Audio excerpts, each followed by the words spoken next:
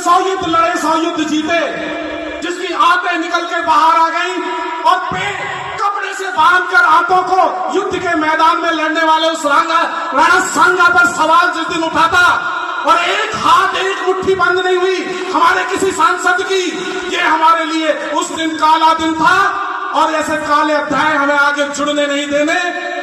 और जो बात विनीत मिश्रा जी यहां से कह के गए हैं, अब वो समय आ गया है कि बल और बुद्धि एक साथ जुड़कर काम करेगी। बल और बुद्धि एक साथ जुड़कर काम करेगी और तराजू अपना काम करेगी। और जब ये तीनों अब एक मन बनाकर अब मैदान में उतरेंगे तो हिंदुस्तान में कोई ताकतवर ना नेता है, ना राजनीतिक दल है जो इनके विरोध को झेलने की ताकत रखता है।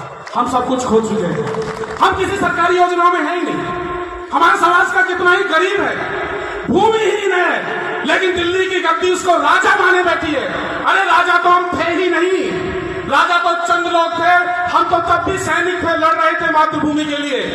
हम कल भी लड़ रहे थे मातृभूमि के लिए, आजादी के बाद भी सेना में सबसे ज्यादा लड़ रहे थे हम इस देश के लिए, और आज भी रोज गलत कानूनों के खिलाफ लड़ रहे हैं हम इस मातृभूमि के लिए।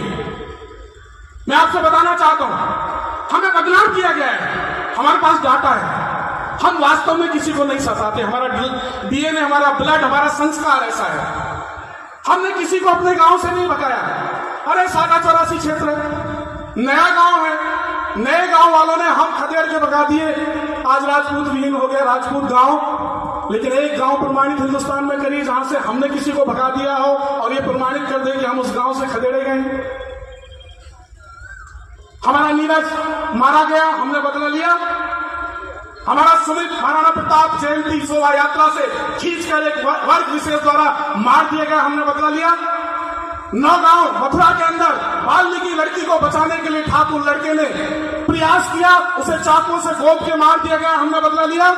ऐसे 1000 उदाहरण मैं यहां से गिनवा सकता हूं। हमने बदला नहीं लिया क्योंकि सर्व समाज को हम मानते हैं, हमारे सखा है, हमारे पुरखों ने संरक्षण दिया है। अरे आज तुम योजनाओं के माध्यम से हमसे पैसा लेकर फ्री बांटने की योजनाएं ला सकते हो। 40 साल पीछे परवरिश करने वाले हमारे पुरखे थे, जब उन्हें काम भी दे रहे थे, सम्मान भी दे रहे थे। उस इतिहास को भी ईमानदारी से पढ़ने और जानने की जरूरत